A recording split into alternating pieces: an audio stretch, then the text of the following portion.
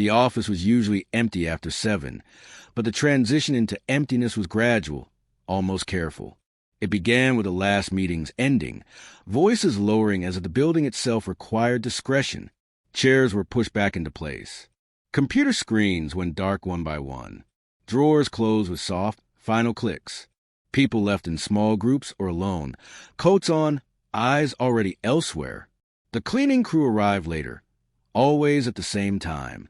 They moved efficiently, without curiosity, following routine learned by repetition.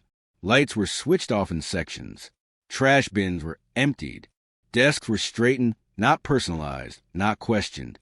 Their presence didn't interrupt the quiet. It confirmed it. When they finished, the office felt processed, sealed for the night. After that, the building settled. The kind of silence that wasn't complete, but controlled. Air conditioning units maintained their rhythm. Pipes adjusted to the drop in use. Somewhere deep in the structure, a system recalibrated itself for the hours ahead.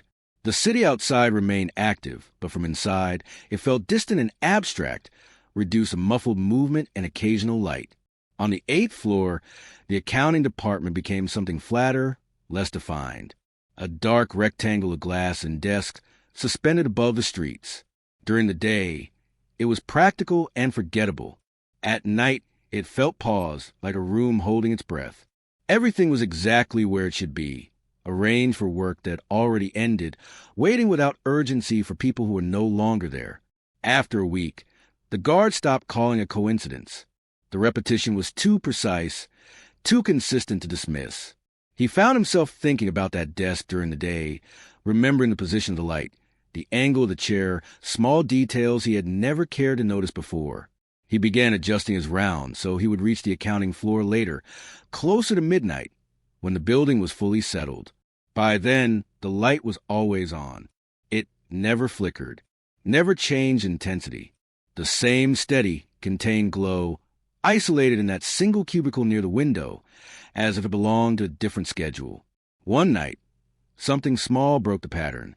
The trash bin beside the desk wasn't empty. Inside, there was a paper cup. White, slightly crumpled along the rim.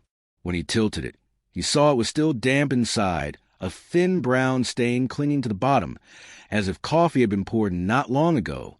The cleaning crew didn't leave trash behind. They were meticulous to the point of complaint, known for redoing an entire section if something was missed. The next morning, the cup was gone. No note, no explanation, just the absence of what he was certain he had seen. After that, other details began to surface. The air near the desk felt different, faintly warm, not uncomfortable, just used.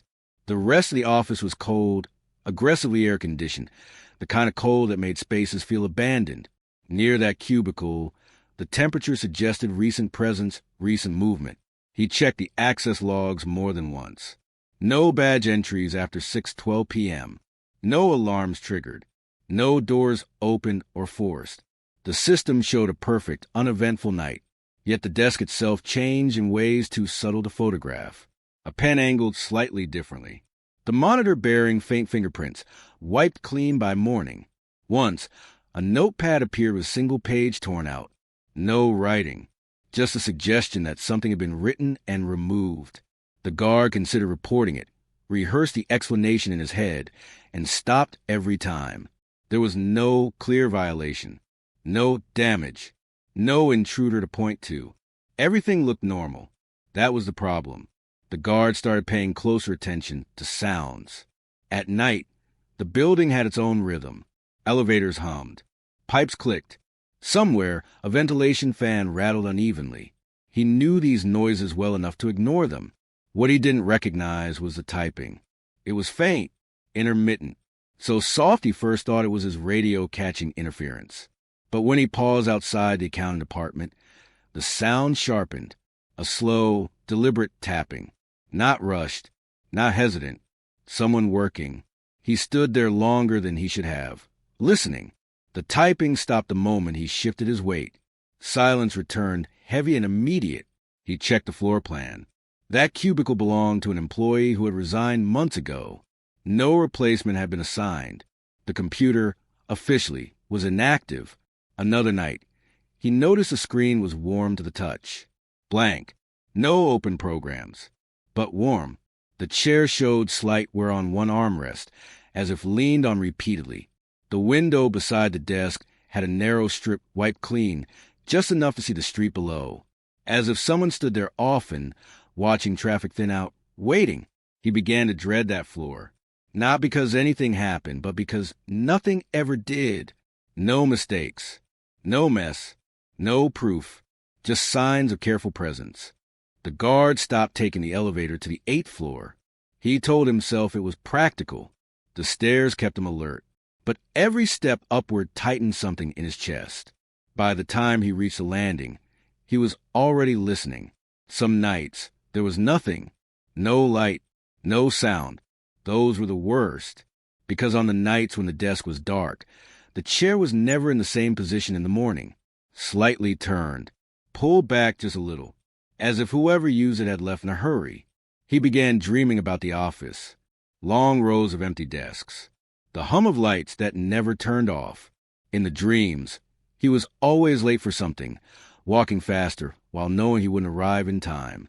One night, against his own judgment, he crossed the threshold of the accounting department after hours. The light was on. Up close, the desk looked ordinary. Too ordinary. The keyboard was clean, but not in use. The keys had lost their sharpness. The mouse pad bore a faint outline of a wrist. The guard spoke once. Just a word. A reflex. Hello. The chair shifted slightly. Not visibly. Just enough for the sound to register. Fabric against metal. A small, patient adjustment.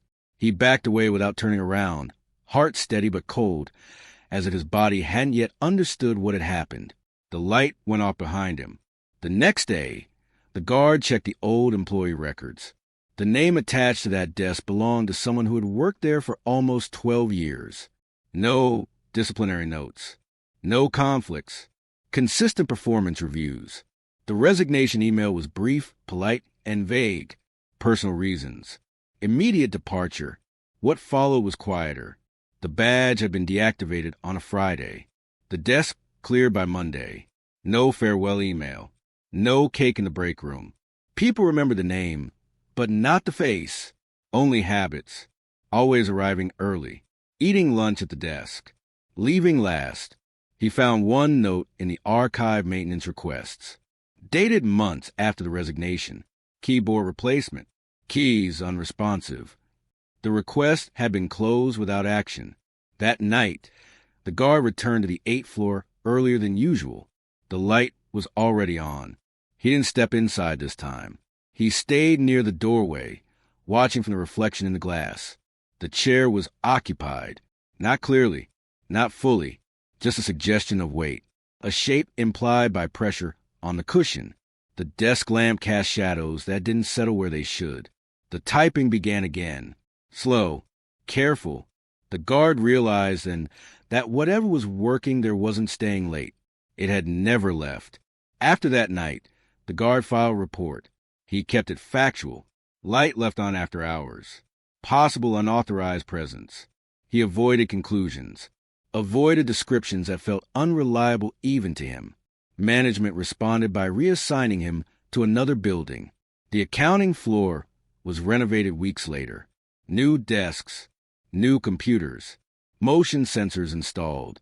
The old cubicle by the window no longer existed. Still, some nights, when the guard worked late elsewhere, he noticed his hands resting on the desk in front of him, fingers hovering just above the surface, moving slightly, as if remembering a rhythm. He never typed anything.